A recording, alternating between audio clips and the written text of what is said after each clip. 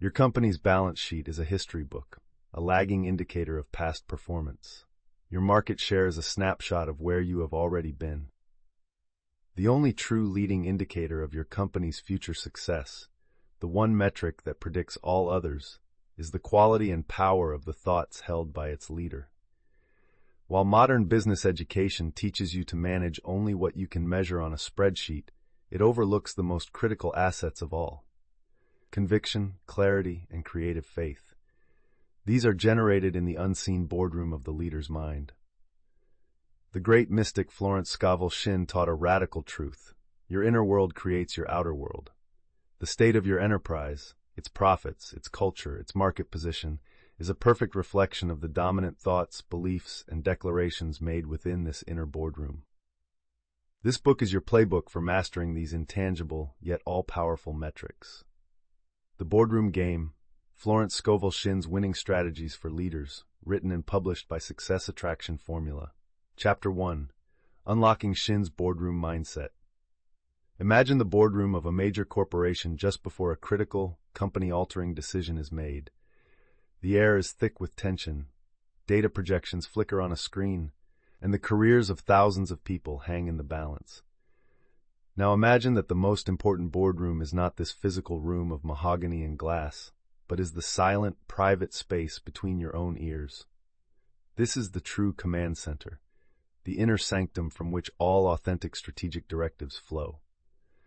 Every thought you entertain as a leader, a thought of anxiety about volatile economic forecasts, a flicker of fear regarding a competitor's aggressive new move, a nagging doubt about your team's capacity to deliver under pressure, or a bold, unwavering faith in your core vision, is a powerful command that sets the tone, the culture, and the ultimate trajectory for your entire enterprise. The fundamental problem in modern leadership, the hidden variable that derails countless brilliant strategies, is that this inner boardroom is often in a state of absolute chaos. It is not a place of calm, strategic, visionary thinking. It is a reactive arena, a chaotic echo chamber constantly hijacked by external stimuli. A negative analyst report triggers a defensive, cost-cutting crouch. A rival's press release incites a knee-jerk, ill-conceived marketing response. Leaders find themselves living in a perpetual state of high-stress firefighting, their nervous systems flooded with cortisol, making crucial decisions not from a place of centered power and expansive clarity, but from a primal state of survival. They then wonder why their company culture feels brittle and anxious, why their best talent is burning out, why innovation has stalled, and why they are trapped in an endless cycle of managing crises instead of engineering industry-defining breakthroughs. They are failing to see the direct, unbreakable, and scientifically validated link between the chaos in their own consciousness and the disappointing results on their quarterly reports. The solution is a profound and revolutionary shift in the understanding of leadership itself.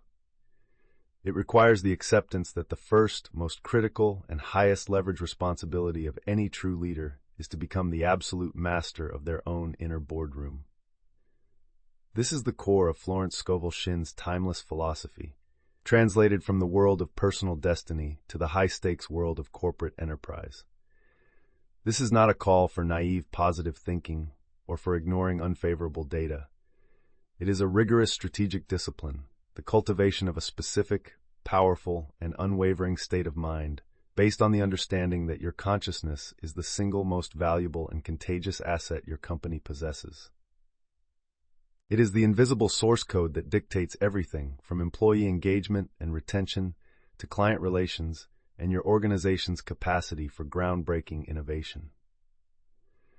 When you, the leader, learn to consciously manage your own mental and emotional state with the same diligence and respect you apply to your financial statements, you cease to be a reactive manager of circumstances and become a proactive creator of your market.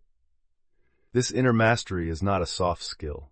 It is the essential, often overlooked foundation for building a dominant, resilient, and truly great enterprise. The first principle of this boardroom mastery is to formally recognize your consciousness as the company's most critical strategic asset. All other assets, capital, technology, intellectual property, are secondary effects. The primary cause of either sustained success or chronic struggle is the collective consciousness of the organization, which invariably and inevitably flows from the leader. If a leader's mind is habitually preoccupied with thoughts of scarcity, competitive threats, and the possibility of failure, that low-frequency vibration will permeate the entire organization. It will manifest in tangible, costly ways: a risk-averse culture that stifles innovation, departmental silos driven by fear and blame, and a strategic focus on defending a shrinking territory rather than boldly claiming a new one. This works because a business is not an inanimate machine. It is a living organism of human energy. A leader who cultivates an inner state of opportunity, resourcefulness, and unshakable belief in their mission radiates that confident frequency, creating a magnetic culture that attracts and retains A-list talent, inspires proactive and creative problem-solving, and fosters deep, lasting client trust. In practice, a leader must schedule and prioritize their own inner work as their most important strategic activity. Let's consider a CEO named Sarah, whose promising tech company is facing a severe market downturn. The data is grim, and her board is advocating for immediate, deep layoffs to preserve cash. In a tense meeting, a board member says, "Sarah, the numbers don't lie. We need to cut 20% of staff by the end of the quarter. It's the only responsible move." Sarah feels a jolt of fear, a natural human reaction. But she has trained for this. She takes a breath. Instead of reacting, she responds. "You are right," she says calmly. "The data tells us the what. It's our job to determine the how. I will not make a decision of this magnitude from a place of fear. Fear is a terrible advisor." She then leads them through a process. Let's table the layoff discussion for 1 hour. For the next 60 minutes, our only goal is to brainstorm strategies based on the assumption that our existing team is our greatest asset for navigating this crisis. What opportunities does this downturn create that our competitors are too panicked to see? By consciously managing her own state and refusing to let fear run the meeting, she changes the entire dynamic. The team, feeling her stability, shifts from panic to creativity and devises an innovative client retention plan that ultimately proves far more profitable than the proposed layoffs. Her consciousness was the asset that unlocked the superior strategy. The second principle is the strategic separation of rational risk assessment from the paralyzing emotion of fear. A wise leader must meticulously assess risk. An unwise leader is controlled by fear. Fear-based decision-making is the silent killer of growth and innovation. This is not about ignoring potential threats. It is about developing the crucial ability to look at a threat, to analyze the data associated with it, without allowing the toxic and irrational emotion of fear to contaminate your perception. Shinn's method of neutralizing negative thoughts is a powerful tool for achieving this state of radical clarity. This works because fear triggers a well-documented neurological phenomenon known as an amygdala hijack, where the brain's primitive fear center takes over, effectively shutting down the prefrontal cortex, the part of your brain responsible for nuanced thinking, long-term planning, and creativity. When you are afraid, you are neurologically inhibited from your best thinking. By learning to neutralize the emotional charge of fear, you keep your full cognitive toolkit online. In practice, a leader can use a simple 3-step fear neutralization technique. First, acknowledge the feeling. I notice the feeling of fear is present. Second, define the risk objectively. The specific risk is that our competitor's new feature could capture 10% of our market share. Third, state the empowering truth. My team is exceptionally creative, and our relationship with our customers is our greatest strength. We have everything we need to create a winning response. This process moves the issue from the emotional, primitive brain to the logical, powerful executive brain. A marketing director, Tom, learns that his main rival is launching a product with a feature his team had on their roadmap for next year. His initial thought is pure fear. He uses the technique. 1. I feel fear and anxiety. The risk is they will get to market first with this feature. 3. The truth is, being first is not the same as being best. Our unique strength is our user experience and customer support. Now, with a clear head, he gathers his team. He doesn't say, "We're in trouble." He says, "Team, a competitor is about to validate the market for us. This is an opportunity. Let's focus all our energy on creating a user experience so seamless and a support system so responsive that their feature feels clunky and impersonal by comparison. He transformed a threat into a strategic focusing agent. The third and most potent principle is the discipline of strategic mental rehearsal. A vision statement laminated on a wall is a piece of corporate decoration. A vision that is actively and repeatedly experienced in the boardroom of the leader's mind is an unstoppable creative and motivational force. This is the practice of using your focused imagination to vividly and emotionally experience your company's desired outcome as if it has already been achieved. This works by creating a powerful experiential blueprint in your subconscious mind, which is the seat of your conviction, your charisma, and your intuitive guidance. When you repeatedly live the experience of a flawless product launch or a record-breaking quarter, you are programming your subconscious to accept this as your default reality. It then tirelessly works to align your actions, your communication, and your problem-solving skills to manifest this blueprint. In practice, this should be a scheduled part of a leader's preparation for any significant endeavor. Let's take Maria, the CEO of a startup seeking crucial venture capital funding. In the weeks leading up to her most important pitch, she does more than just practice her slide deck. Every morning, she spends 10 minutes in a quiet room, mentally rehearsing her victory. She doesn't just see a successful outcome, she feels it in her body. She visualizes herself not just presenting, but connecting with each investor. She visualizes herself calmly and expertly answering their toughest, most skeptical questions, not with defensiveness, but with confident ease. She conjures the distinct feeling of mutual respect in the room. Finally, she vividly imagines the phone call a day later, hearing the lead investor's voice saying, "Maria, we're in. We're excited to be on this journey with you." She allows herself to feel the profound wave of relief, gratitude, and exhilaration. When the day of the actual pitch arrives, she walks into that intimidating room with an authentic, unshakable aura of success. The investors don't just hear her pitch, they feel her certainty. Her deeply rehearsed conviction becomes the most persuasive data point in the room. Remember to subscribe to Success Attraction Formula, give this video a like, and comment with your personal opinions or suggestions for channel development. You now understand that the most important game is won first in the inner boardroom of the mind. You have the keys to managing your consciousness as a strategic asset, but how do you translate this powerful inner state into a concrete, actionable, and winning strategy that can be communicated to your team and executed in the marketplace? What is the process for designing a competitive game plan that is not just reactive, but is a true expression of your company's highest purpose and power? Chapter 2. Designing Winning Competitive Strategies. Imagine two grandmasters of chess sitting down to play for the World Championship. The first one is obsessed with his opponent. His entire preparation is externally focused, a meticulous study of his rival's past games, favorite openings, and psychological weaknesses. His strategy, while potentially clever, is fundamentally derivative, a mirror, a reaction, a counterpunch. He has allowed his opponent to define the game. The second grandmaster, while aware and respectful of her opponent, spends the majority of her preparation in deep contemplation of her own unique genius. She focuses on her deepest strengths, the core principles of her playing style, and the beautiful, elegant, and decisive victory she intends to create on the board. Her strategy is an expression of her own sovereign power.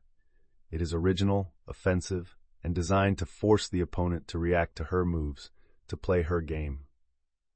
The problem in the hyper-competitive world of modern business is that most companies are led by the first type of general. Their strategic planning sessions are reactive rituals. They are driven by an obsessive fear of being left behind. They pore over competitive analysis reports, trying to reverse engineer a rival's success. This leads to entire industries filled with companies making slightly different versions of the same products, all competing on the same metrics, all trapped in a bloody red ocean of price wars, feature matching, and diminishing returns. Their strategies are designed with the primary goal of not losing, which is a fundamentally weaker and less inspiring position than designing a strategy for decisive, market-defining victory. The solution is to become the second type of grandmaster. It is to learn to architect your competitive strategy not from a place of market fear and external analysis, but from a place of deep inner purpose and inspired vision. This is the essence of Florence Scovel Shinn's philosophy translated into the art of corporate strategy. It is based on the profound understanding that a truly dominant strategy is not an intellectual document created in a sterile boardroom. It is a vibrant, energetic blueprint that you, the leader, first create and hold within your own consciousness.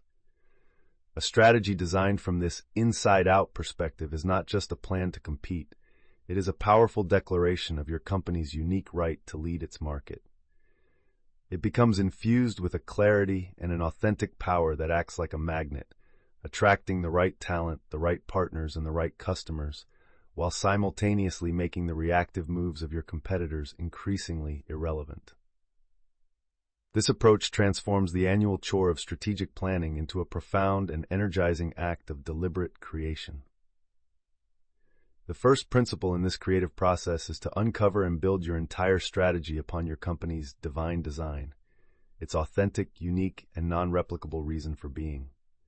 Any competitor can copy a feature, match a price, or imitate a marketing campaign, but no one can copy your company's soul. This divine design is your core purpose, the why that exists beyond profit. A strategy not anchored in this deep purpose will always lack the power to inspire passionate loyalty and will be easily broken by the storms of market change. This works because purpose provides meaning, and meaning is the most powerful and efficient human motivator.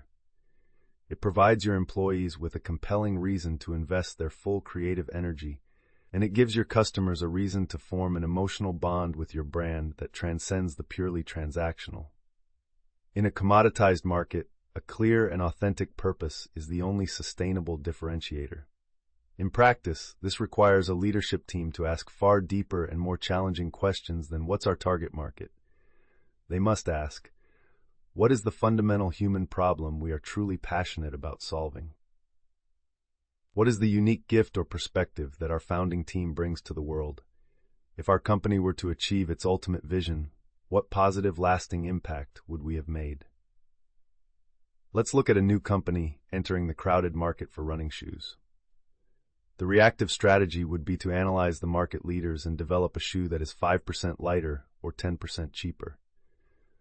A purpose-driven strategy starts in a completely different place. The founder, Alex, was a competitive runner whose career was cut short by injury. His deep passion is not for footwear, but for runner longevity. He leads his team to define their divine design, to help every runner experience a lifetime of joyful, pain-free movement. This purpose becomes their strategic filter for every decision. It leads them to invest the bulk of their R&D budget not into trendy aesthetics, but into groundbreaking biomechanical research. It leads them to create a free educational app on proper running form and injury prevention. It leads them to design a shoe that, while perhaps not the fastest for a single race, is engineered to provide optimal support for long-term joint health. They didn't just aim to sell a product, they aimed to fulfill a purpose. And in doing so, they created a powerful, authentic brand that attracted a fiercely loyal community of dedicated runners. The second principle is to boldly declare your winning market position as a present-tense reality. Once your purpose is clear, you must claim your leadership with authority and conviction. Shinn's I Am principle is a potent tool for shaping corporate identity. A company whose internal language is, "Our goal is to become the most respected brand," is subconsciously programming itself for a state of perpetual striving. A company whose leaders make the conscious decision to operate from the identity, "We are the most respected brand," is on an accelerated path to making that a market fact. This is not about delusion. It's about setting an uncompromising internal standard. It works because it forces the entire organization to level up. When you act like the undisputed leader, you are forced to provide industry-leading customer service, to innovate with industry-leading creativity, and to handle challenges with industry-leading integrity. You literally grow into your own declaration. In practice, this is about consciously shaping the internal narrative until it becomes an unshakable belief. Alex and his team craft their internal declaration: "We are the most trusted brand in the world for runners who prioritize their long-term health." This is not an external tagline. It is their internal operating system. When making a decision about a supplier, they ask, would the most trusted brand use these materials, or would they invest in the higher quality option? This framework makes difficult decisions easy. It gives them the strategic courage to offer an unprecedented lifetime satisfaction guarantee on their shoes, an action that a company merely trying to be trusted would find far too risky. They act like the leader long before the official market share reports validate their position.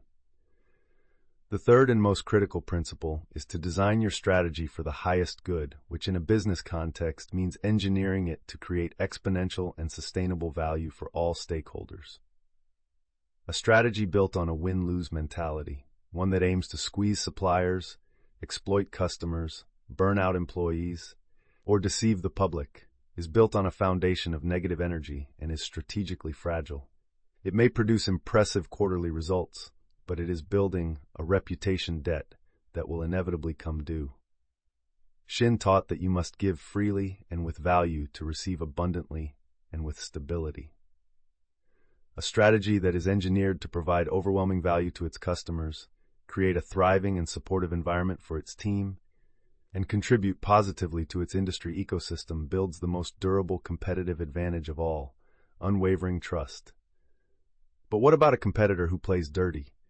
The highest good strategy is not a passive one. It does not mean you allow yourself to be attacked. It means you strategically choose a higher level game. Your response to a rival's negative advertising is not a counterattack. It is an extravagant new customer appreciation program.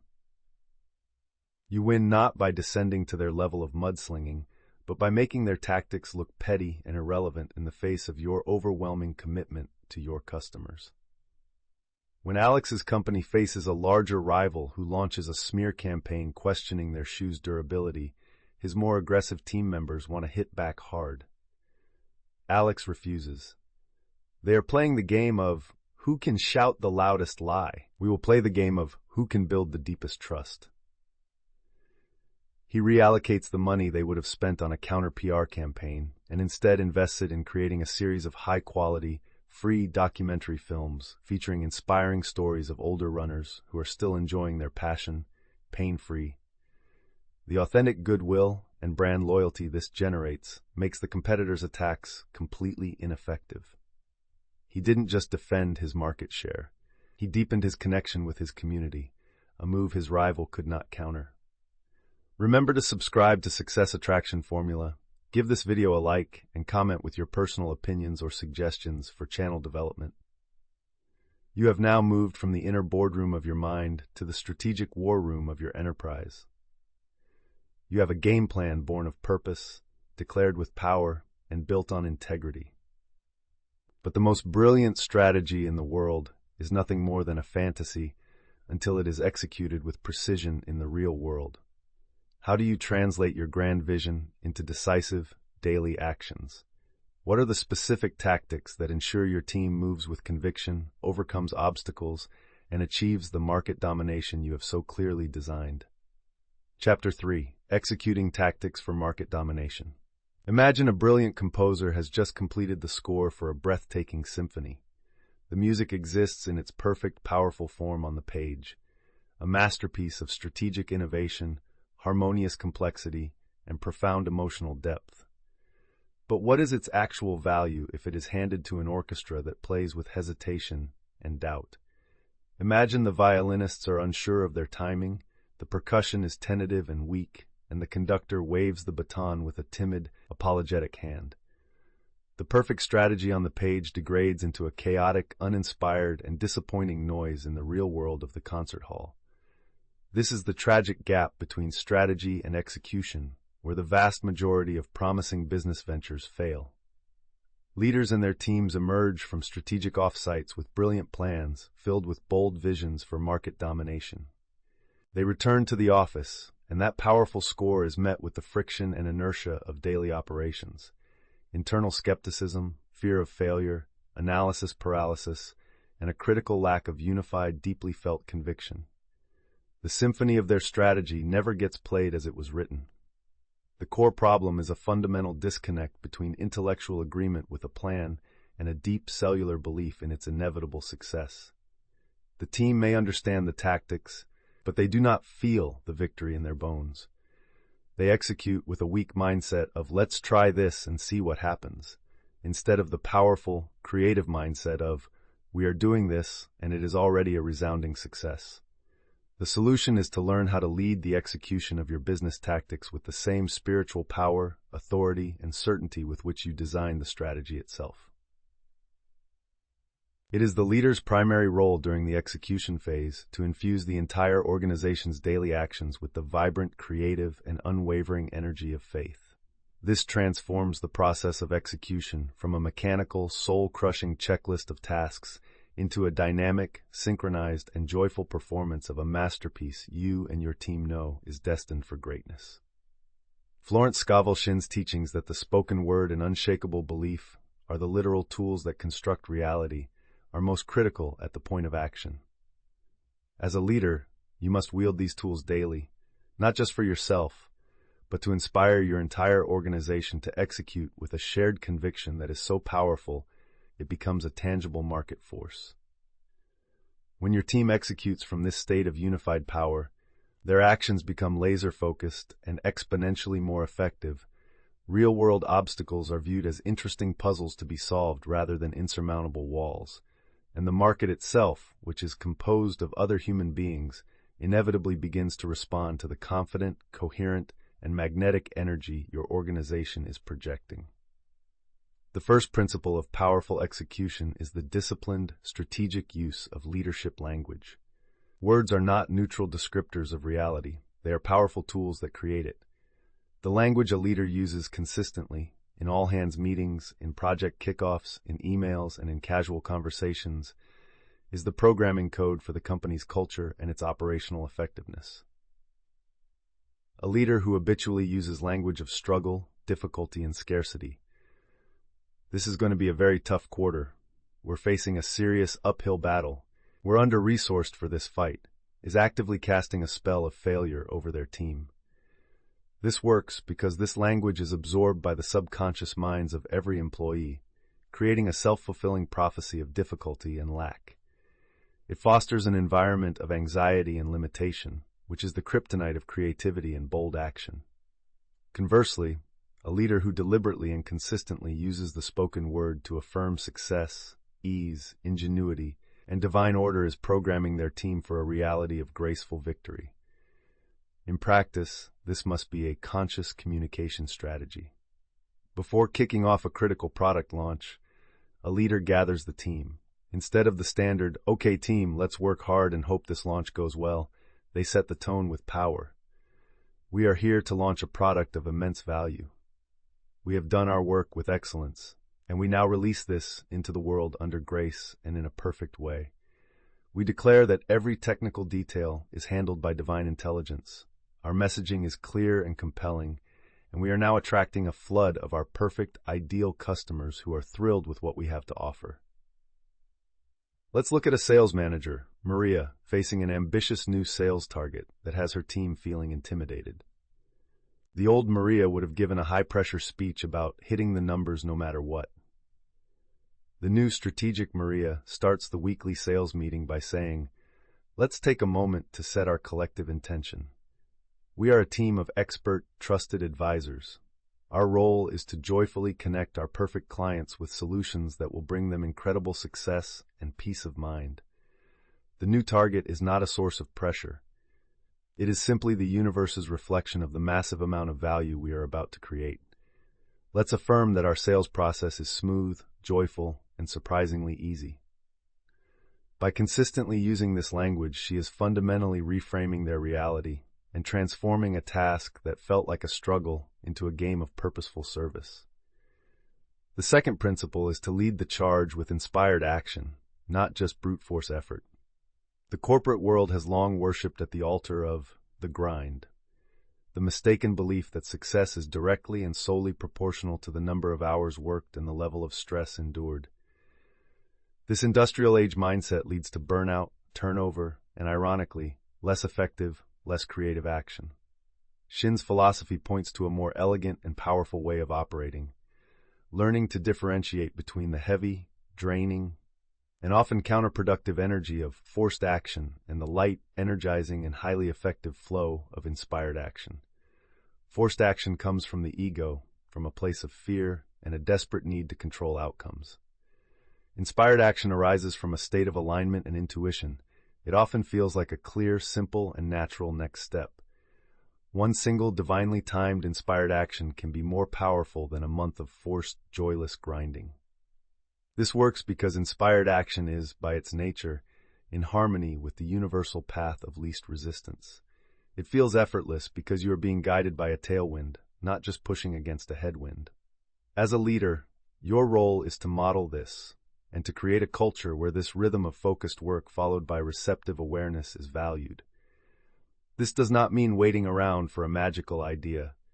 It means doing the necessary preparation, the research, the analysis, the planning, and then, instead of immediately forcing the next step, creating the mental space for an intuitive, higher-level insight to emerge.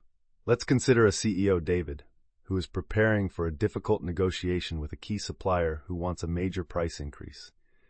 He has done his homework.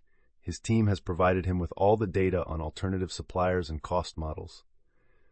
The obvious next step is to schedule the confrontational meeting. But the thought of it feels heavy and combative. Trusting his process, he decides to wait 24 hours. The next morning, he feels a strong, clear, and light impulse to call the CEO of a different, non-competing company in his industry, simply to see how he is navigating the current supply chain issues. The call is friendly and collaborative. During their conversation, David learns a critical piece of information about the supplier's internal pressures that completely reframes his negotiating position. His single, light, inspired action gave him the crucial leverage that a dozen forced, data-only meetings would have missed, allowing him to secure a much better deal. The third principle of flawless execution is to tactically and consistently apply the law of circulation to your business. The universe operates on a fundamental principle of dynamic flow. Energy must circulate. It cannot be successfully hoarded. In business, this is the law of giving and receiving. A business that operates from a tactical mindset of hoarding and extraction, trying to extract maximum price from customers for minimum value, trying to extract maximum work from employees for minimum compensation, is creating an energetic blockage. It is strangling its own channels of supply. Shinn taught that you must give freely, with value and with love, to receive abundantly and consistently. A business that tactically focuses on giving overwhelming value to its customers, on generously rewarding and developing its employees, and on contributing positively to its industry ecosystem, is opening its channels wide for prosperity, talent, and loyalty to flow back, multiplied. This works because in the long run, generosity builds trust, and trust is the most valuable and defensible asset a company can possess. This is not charity. It is the most intelligent long-term strategy. In practice, this principle should be a key performance indicator. A software company can tactically apply this by creating a freemium model that offers immense standalone value, building a huge loyal user base that trusts them long before being asked to pay. A manufacturing company can apply this by implementing a transparent and generous profit-sharing plan that extends to every employee on the factory floor, not just the executives. This transforms employees from wage earners into deeply committed psychological owners who are now intrinsically motivated to innovate and improve efficiency. When sales manager Maria's team smashes their ambitious quota, she doesn't just pay out the standard commission. She gets approval to use a portion of the profits to send each team member and their family on an all-expenses-paid weekend retreat. This extravagant and generous act of circulation sends a powerful message throughout the company. We are an organization of such abundance that we can share our success freely and joyfully. The resulting loyalty, motivation, and cultural energy is an asset that will pay dividends for years to come, ensuring the next quarter is even more successful. It's not an expense. It's a strategic reinvestment in the company's most powerful asset, its people's winning energy. Remember to subscribe to Success Attraction Formula Give this video a like and comment with your personal opinions or suggestions for channel development. You have now integrated mindset, strategy, and execution. You have the complete playbook for achieving market leadership. But leadership is not a destination. It is a continuous process. How do you respond when a powerful rival, threatened by your success, launches a direct attack? What are the specific, proven spiritual and psychological plays you can run to outmaneuver any competitor and transform a threat into an opportunity to solidify your position at the top? Chapter 4. Outplaying Rivals with Proven Moves. Imagine a master of a sophisticated martial art like Aikido. When an aggressive opponent charges forward with brute force, the master does not meet that force with an equal head-on collision. Instead, she remains centered, calm, and yields for a fraction of a second, seamlessly redirecting her opponent's own momentum to neutralize the attack and effortlessly place herself in a position of complete control. She wins not by being stronger, but by being smarter and operating on a higher level of principle. This is the level of strategic elegance to which a leader must aspire. The problem in the boardroom is that when a rival makes an aggressive move, slashing prices, launching a negative ad campaign, or poaching a key employee, the typical corporate response is to engage in a brutish head-on collision. The leadership team panics, and their strategy devolves into a primitive fight-or-flight reaction. They either engage in a costly price war that demolishes profits for everyone, they retaliate with their own negative campaign, which degrades their own brand, or they become paralyzed by fear and indecision. They meet force with force, inevitably leading to a bloody, mutually destructive battle that drains resources, demoralizes their team, and cedes control of the narrative to the aggressor. The solution is to learn the art of corporate judo, a higher form of competitive strategy based on the timeless principles of Florence Scovel Shinn. This approach teaches you to stop meeting competitive force with struggle and resistance, and to start meeting it with a superior intelligence and a calm, centered power. It is about learning to redirect a rival's aggressive energy to your own advantage, to neutralize threats without engaging in costly battles, and to win the competitive game by refusing to play by the opponent's brutish rules. This path transforms you from a brawler in a street fight into a grandmaster of strategy, one who can disarm any opponent and solidify your market leadership with grace, intelligence, and unshakable power. These are the proven moves that allow you to outplay your rivals by operating on a completely different plane. The first proven move is the move of non-resistance. This is perhaps the most counterintuitive and powerful tactic in the entire playbook. When a competitor makes a direct, aggressive move, your instinct is to resist, to push back, to defend your position. The move of non-resistance dictates that you do not immediately engage on their chosen battlefield. This is not passive surrender. It is a highly strategic choice to refuse to be drawn into a game that is not your own. It preserves your energy, your focus, and your resources to be deployed on your own strategic terms. This works because what you resist, you strengthen. By engaging a rival's negative campaign, you validate it and give it more attention and energy. By refusing to be baited into their game, you retain your power and poise, often causing their aggressive move to simply run out of momentum. In practice, let's say a key competitor launches a high-profile marketing campaign that directly attacks the perceived weaknesses of your flagship product. Your leadership team's immediate, fearful impulse is to convene a war room and craft a detailed rebuttal, to fight fire with fire.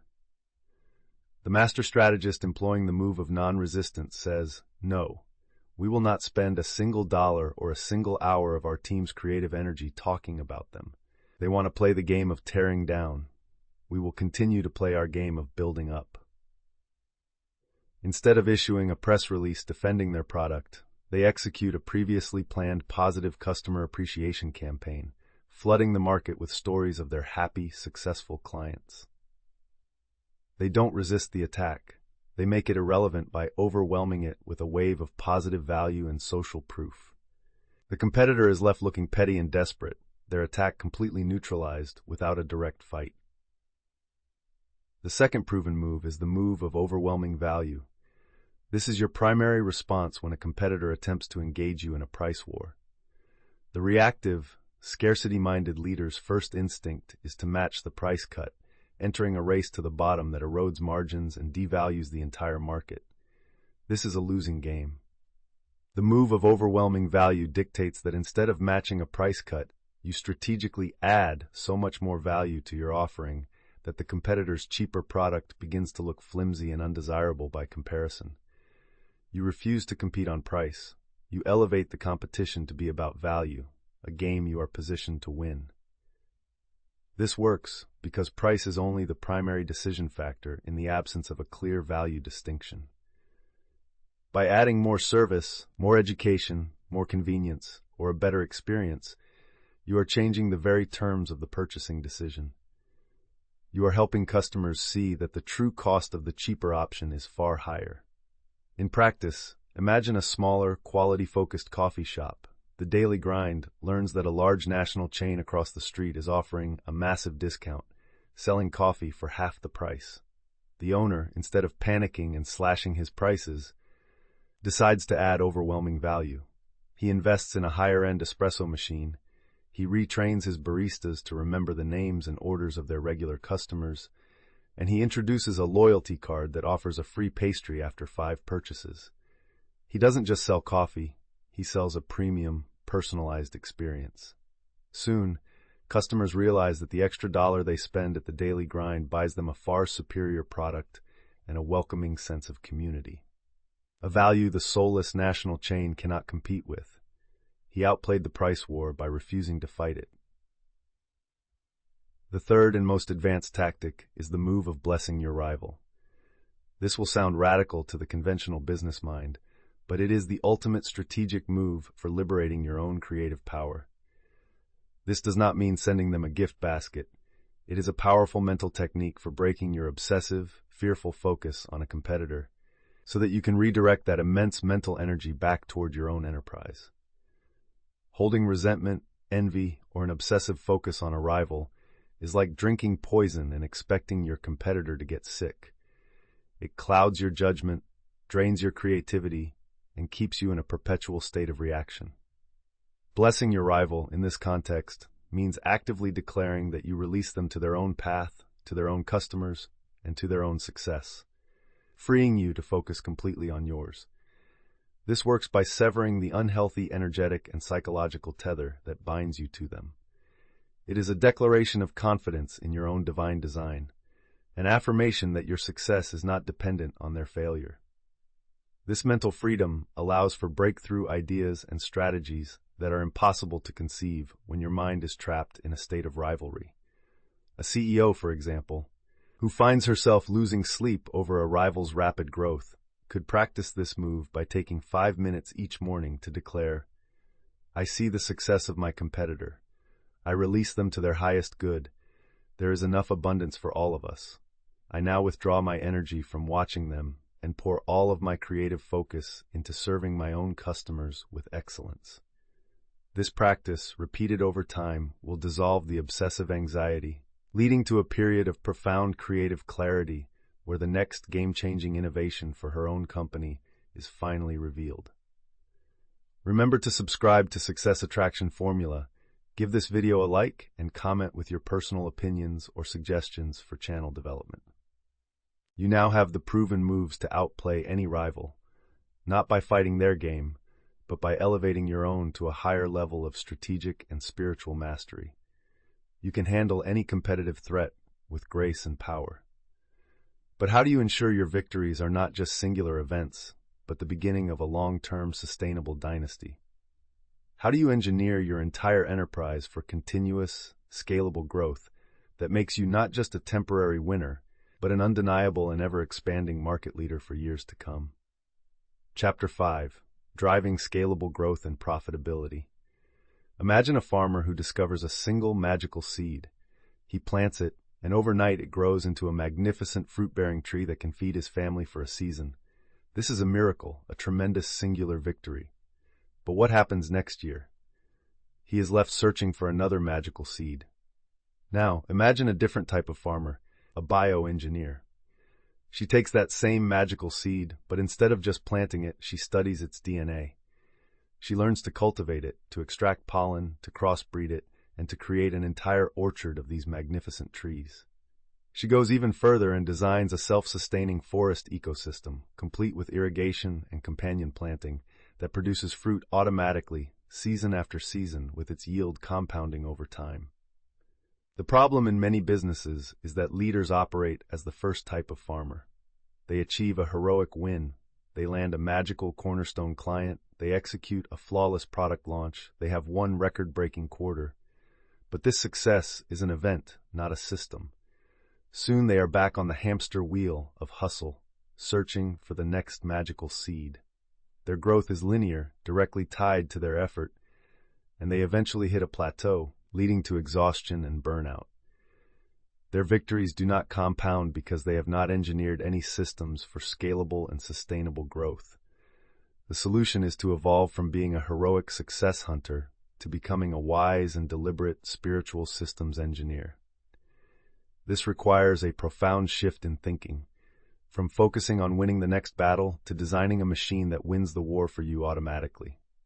It's about creating conscious, repeatable, and scalable habits and frameworks within your organization that make growth and profitability the default setting, rather than the result of intermittent, heroic effort. These systems, once built, work in the background, creating a constant, upward-flowing current of positive momentum. They allow you, the leader, to shift your focus from the day-to-day struggle for survival to the high-level work of vision and innovation. When you successfully engineer these systems, you transform your company from a simple tree into a self-sustaining, ever-expanding forest ecosystem. The first and most foundational growth system to engineer is what we will call the system of first fruits, reinvestment. This is a strategic adaptation of the ancient spiritual law of the tithe. The system is simple. You commit to taking a set percentage, traditionally 10%, of your company's net profit, and systematically directing it away from the business and toward a cause that is deeply aligned with your company's core purpose.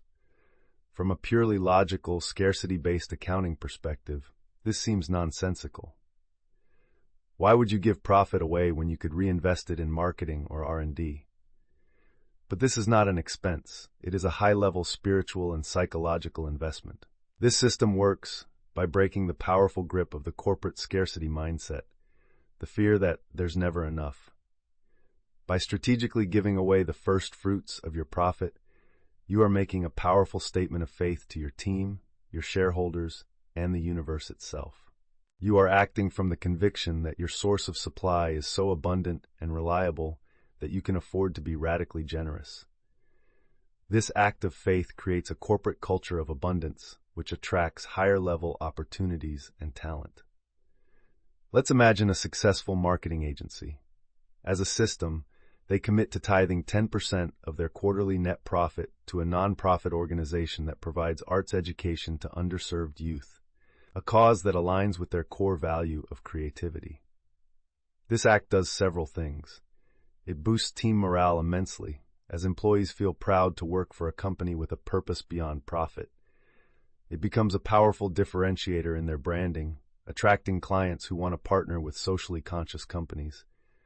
And most subtly, it keeps the leadership team's mindset firmly anchored in abundance, encouraging them to take calculated growth risks they would have been too fearful to take otherwise. It is a system that creates a virtuous cycle of financial and reputational growth. The second actionable system to install is the system of compounding gratitude and recognition. In most companies, recognition is an afterthought, a yearly awards dinner. A growth-oriented leader understands that gratitude is a powerful technology for momentum. This system involves creating a formal, non-negotiable process for consistently and publicly recognizing and appreciating wins, progress, and valuable contributions at every level of the company. This isn't about being soft, it's about being strategic. This system works because it trains the collective corporate mind to focus on what is working, on success, and on positive momentum. What you appreciate appreciates. On a neurological level, recognition releases dopamine in the brains of your team members, reinforcing positive behavior and creating a culture of engagement. It also functions as a powerful system for internal data gathering by highlighting positive deviance, instances where an individual or team dramatically overperforms. You can identify and scale best practices throughout the organization. In practice, this can be implemented simply. A software company could institute a weekly all-hands meeting that begins with a 5-minute wins segment. Anyone from any department can share a success from the past week, no matter how small. A bug that was fixed, a happy customer email, a small process improvement. This simple ritual prevents the corporate narrative from being dominated by problems and challenges. It systematically builds a library of success stories, boosts cross-departmental morale, and creates a powerful, positive, energetic current that makes coming to work more joyful and productive for everyone. It is a low-cost, high-impact system for compounding positive energy. The third growth system is the system of proactive value seeding. This is a strategic shift from the traditional marketing model of hunting for customers to a more powerful model of farming a loyal audience. This system involves systematically creating and giving away high-quality, valuable content, tools, or expertise to your target market with no immediate expectation of a sale. It is a tactical application of the law of circulation. You must give value freely to receive business abundantly. This works by building immense trust and goodwill over time. In a world saturated with aggressive advertising, a company that genuinely helps and educates its audience builds a powerful and loyal following. You are creating a reputational surplus and a pipeline of warm, qualified leads who feel they already have a positive relationship with you. This drastically lowers your long-term customer acquisition cost. In practice, this must be treated as a core business function, not a side project. A B2B cybersecurity firm could implement this system by creating the industry's most respected and data-rich annual State of Cyber Threats report. They invest heavily in the research and design and give it away for free to anyone who wants it. This report becomes the go-to resource for journalists, executives, and IT professionals. It generates thousands of qualified leads each year and positions the firm as the undisputed thought leader in their space. They are not chasing clients. They are creating a system where their ideal clients come to them, already convinced of their expertise and value. It is a scalable, long-term system for market domination built on generosity. Remember to subscribe to Success Attraction Formula, give this video a like, and comment with your personal opinions or suggestions for channel development. You have now engineered the core systems for scalable, compounding growth and profitability. You have moved your enterprise from a model of linear effort to one of exponential flow. You have the mindset, the strategy, the tactics, and the moves. But what is the ultimate spiritual wisdom that holds all of this together, not just through seasons of growth, but through the inevitable market winners and personal storms that every leader must face? What is the final foundational insight that sustains leadership, not just for a profitable year, but for a fulfilling and impactful lifetime? Chapter 6. Sustaining Leadership with Shinn's Wisdom. Imagine a giant sequoia tree, one of the oldest and largest living things on Earth. It has stood for thousands of years, enduring countless storms, droughts, fires, and changing seasons. Its immense size and longevity are not due to the thickness of its bark or the strength of its branches alone. Its true power, its secret to sustaining leadership in its ecosystem for millennia, lies in its deep, vast, and unseen root system, intertwined with the roots of its neighbors, drawing sustenance from a source deep within the earth. This is the ultimate metaphor for sustainable leadership. Many leaders achieve tremendous, rapid success. They grow tall and impressive like a poplar tree, but at the first sign of a major storm or a prolonged drought, they break and fall. They burn out, they lose their way, their companies fail to adapt, and their success proves to be fragile and temporary. Their root system was shallow. The problem is that the skills required to achieve success are often different from the wisdom required to sustain it. The aggressive drive and intense focus that lead to initial victory can become the very arrogance and inflexibility that lead to eventual downfall. The solution, and the final lesson of this playbook, is to anchor your leadership in the deep, unseen, and timeless wisdom that provides true, lasting resilience. It is about shifting your focus from the external markers of success, the stock price, the market share, the quarterly growth, to the internal state of being from which all sustainable success flows. This chapter presents 3 core insights from the heart of Florence Scovel Shinn's teachings. Insights designed to create the deep root system that will allow you, the leader, to endure and thrive through all the seasons of your business and your life. This is the wisdom that transforms a successful leader into a legendary one. The first core insight is that your ultimate power as a leader is found in release, not in control. In the early stages of building a business, a leader's success is often directly tied to their personal effort and control. They have their hands in every detail, and this meticulous oversight is what creates quality and drives initial momentum. However, as the organization scales, this strength becomes a critical weakness. The leader who cannot let go becomes a micromanager, a bottleneck who stifles the creativity and growth of their team. They burn out trying to control every outcome. The higher wisdom is to understand that true, scalable control is achieved by setting a clear, powerful intention and then releasing the how to the creative genius of your empowered team and to the benevolent intelligence of the universe. This works because a single mind, no matter how brilliant, is infinitely less powerful than the collective intelligence of a trusted and inspired team. Furthermore, when you release your desperate grip on a specific outcome, you create the space for a better, more creative solution to appear, one you couldn't have possibly conceived of on your own. In practice, this is one of the hardest transitions for a founder or CEO to make. Let's look at a founder named David, whose software company has grown to 100 employees. He's still approving every marketing email and sitting in on every product design meeting. His team is frustrated and he is exhausted. Through mentorship, he learns this insight. He starts by choosing one critical project and delegating true, complete authority to a talented project lead.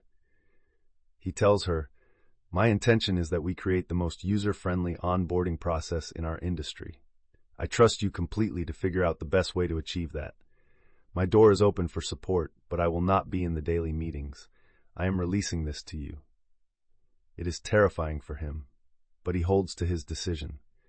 The team, feeling trusted and empowered for the first time, rises to the occasion. They produce a solution that is more innovative and effective than anything he would have designed himself.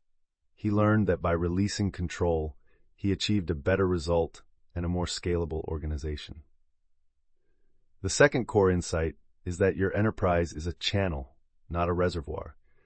The ego-driven view of a company is that it is a reservoir designed to accumulate and hoard as much profit, market share, and power as possible for its owners. This mindset inevitably leads to stagnation and decline. A reservoir that has an inlet but no outlet eventually becomes a stagnant, lifeless swamp. The higher, sustainable wisdom is to see your enterprise as a dynamic channel. It is a structure designed to have a massive inlet of abundance, but also a massive outlet through which value, opportunity, prosperity, and goodwill can flow to all stakeholders: your employees, your customers, your suppliers, and your community. A channel is, by its very nature, ever-flowing, ever-renewed, and full of life.